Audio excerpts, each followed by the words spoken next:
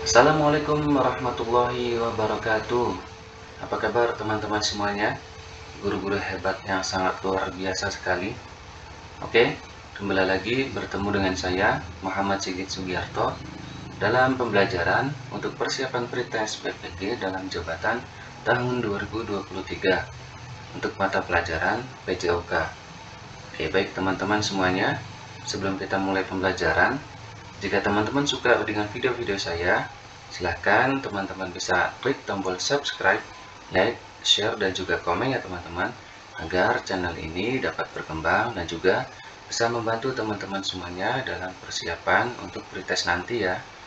Oke, baik teman-teman semuanya, di pembelajaran kali ini kita sudah mengajak ke modul 3 pedagogi di kegiatan belajar 4, yaitu tentang pengertian pembelajaran blended learning. Yang kedua, karakteristik model pembelajaran blended learning, dan juga yang terakhir yaitu model-model pembelajaran blended learning. Oke, bagi teman-teman yang baru bergabung, silahkan cek video saya sebelumnya ya teman-teman. Dan juga untuk semuanya, jangan lupa untuk menyiapkan buku catatan dan kita siap untuk mencatat semua materinya teman-teman. Oke, kita langsung saja ke pertama, yaitu pengertian pembelajaran blended learning. Oke, saya bacakan ya teman-teman. Menurut Stacker dan Horn pada tahun 2012, mendefinisikan blended learning sebagai pembelajaran yang mengkombinasikan antara pembelajaran online dengan pembelajaran konvensional atau tatap muka. Pada pembelajaran model ini, peserta didik difasilitasi untuk dapat belajar dan mengulang materi secara mandiri untuk satu bagian sesi menggunakan bahan dan sumber belajar online, dan satu bagian sesi lainnya dilakukan secara tatap muka di dalam ruangan kelas. Oke, baik teman-teman paham ya. Intinya, pembelajaran blended learning ini yaitu mengkombinasikan antara pembelajaran online dengan pembelajaran konvensional. Oke, ada 3 alasan utama mengapa guru memilih untuk menggunakan model pembelajaran blended learning ini. Di antaranya yaitu 1. Meningkatkan kualitas belajar peserta didik. Yang kedua, meningkatkan akses dan fleksibilitas dalam pembelajaran. Yang ketiga, meningkatkan efisiensi dalam pembelajaran. Oke, yang kedua, karakteristik pembelajaran blended learning. Oke, saya bacakan teman-teman. Pembelajaran blended learning memiliki beberapa karakteristik. Beberapa karakteristik pembelajaran blended learning tersebut merujuk pada Prayitno pada tahun 2015. Di antaranya adalah sebagai berikut. Yang pertama, model pembelajaran blended learning menggabungkan berbagai cara penyampaian, model pendidikan, gaya pembelajaran, dan menggunakan berbagai media berbasis teknologi.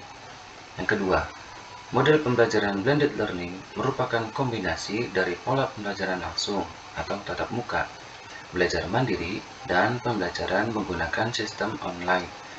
Yang ketiga, guru dan orang tua memiliki peran yang sama penting, di mana guru berperan sebagai fasilitator dan orang tua berperan sebagai pendukung. Oke, kita lanjut. Yang ketiga atau terakhir, model-model pembelajaran blended learning.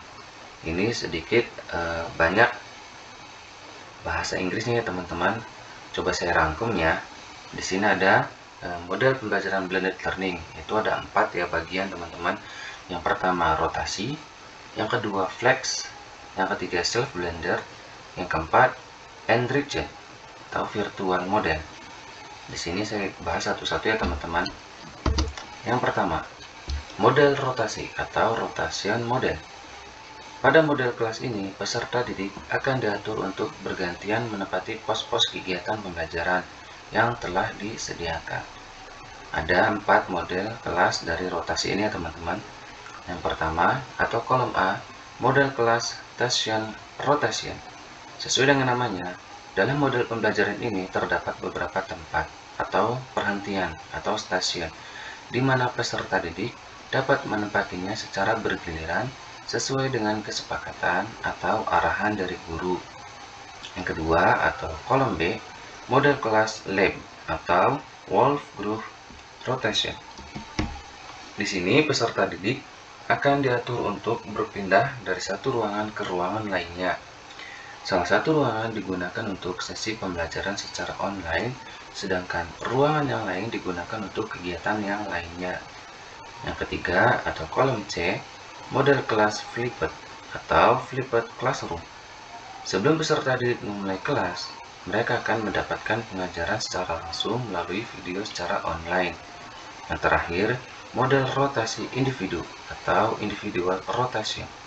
Pada model ini, siswa mendapatkan jadwal yang telah disesuaikan dengan masing-masing individual untuk dapat belajar secara mandiri. Oke teman-teman, jika teman-teman ingin lebih paham dan lebih mengetahui apa itu model-model pembelajaran blended learning, misalkan teman-teman mengikuti kelas atau bimbel saya teman-teman, teman-teman bisa menghubungi saya melalui DM di Instagram yang sudah saya tulis di deskripsi ya. Oke, lanjut di model yang kedua, yaitu model kelas flex. Pada model kelas flex ini, sebagian besar pembelajaran dilakukan secara online, sehingga pembelajaran bersifat sangat fleksibel. Peserta didik dapat belajar sesuai dengan kemampuan, kebutuhan, dan kecepatan belajar masing-masing. Yang ketiga, model self-blended. Pada model ini, peserta didik dapat mengambil satu atau lebih kegiatan pembelajaran online sebagai tambahan dari kegiatan pembelajaran tatap muka yang telah dilakukan. Yang keempat, model enriched virtual. Pada model kelas ini, program pembelajaran dibagi menjadi dua sisi, yaitu pembelajaran tatap muka dan pembelajaran secara online. Pada awalnya, model kelas enriched virtual sepenuhnya adalah model kelas online, namun pada perkembangannya ditambahkan model blended learning untuk memfasilitasi peserta didik dalam atau melalui pembelajaran tatap muka. Oke, baik teman-teman, semoga teman-teman paham ya. Oke, kita lanjut di kesimpulan. Guru dapat memilih dan menggabungkan beberapa model kelas dan disesuaikan dengan kebutuhan guru dan peserta didik. Misalnya, jika ingin memfokuskan suatu pembelajaran pada sesi pembelajaran tatap muka, maka dapat digunakan model kelas flipped. Jika guru ingin membentuk beberapa kelompok kecil dalam pembelajaran sehingga dapat memaksimalkan interaksi dengan peserta didiknya, maka dapat mengambil model kelas station rotasi atau kelas rotasi. Sebaliknya, jika guru ingin fokus untuk membelajarkan peserta didik secara online, maka dapat menggunakan model kelas flex. Proses penyusunan kegiatan pembelajaran masing-masing model blended learning disesuaikan dengan beberapa karakteristik seperti fasilitas belajar, ketersediaan akses terhadap teknologi, usia, dan kemampuan peserta didik, serta durasi jam pelajaran. Oke teman-teman, ini kesimpulannya ya. Kita lanjut di soal yang pertama. Oke, teman-teman pahami dulu ya materinya yang sudah kita bahas tadi, agar nantinya bisa menjawab soal-soal yang saya berikan ya. Oke, kita mulai di soal pertama. Model pembelajaran blended learning merupakan kombinasi antara pembelajaran online dengan pembelajaran konvensional atau tatap muka. Definisi ini dikemukakan oleh A. Stolovich dan Gibbs, B. Masaki Imai, C. Steck dan Horn, atau D. Clark dan Mayer. Apa teman-teman jawabannya? Oke, jawaban yang paling tepat yaitu adalah C. Ini sudah dibahas di depannya teman-teman, yaitu Steck dan Horn. Oke, kita lanjut di soal nomor 2. Model pembelajaran blended learning dapat membantu guru dalam mengatasi permasalahan dalam pembelajaran. Di antaranya yaitu terkait dengan A. Kedisiplinan, B. Sumber belajar, C. Strategi pembelajaran, atau D. Tempat. Oke, apa jawabannya teman-teman? Oke, benar sekali. Jawaban yang paling tepat adalah tempat atau D. Paham ya teman-teman? Jadi model pembelajaran blended learning ini sangat membantu guru dalam mengatasi permasalahan, terutama masalah tempat ya teman-teman, karena blended learning ini fleksibel, bisa online dan juga bisa konvensional. Oke, kita lanjut ya teman-teman. Soal nomor 3. Pembelajaran yang menggunakan model pembelajaran blended learning dapat meningkatkan akses dan fleksibilitas peserta didik dalam memperoleh pengalaman belajar melalui A. Memberi kebebasan kepada peserta didik untuk membuat jadwal belajar. B. Memperluas jangkauan sumber belajar tidak terbatas pada ruang kelas. C. Memfasilitasi peserta didik untuk dapat berdiskusi secara online. Atau D. Kegiatan belajar yang dapat didesain menjadi lebih menarik dan interaktif. Silakan, apa jawabannya teman-teman? Oke, jawaban yang paling tepat itu adalah B. Memperluas jangkauan sumber belajar tidak terbatas pada ruang kelas. Oke, ini jawaban sudah sangat tepat ya teman-teman.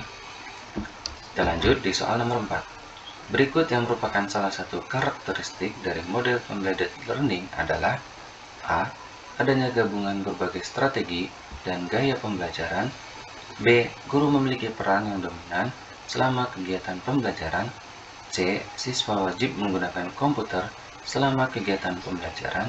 Atau D. Seluruh kegiatan diskusi dilaksanakan melalui sistem online.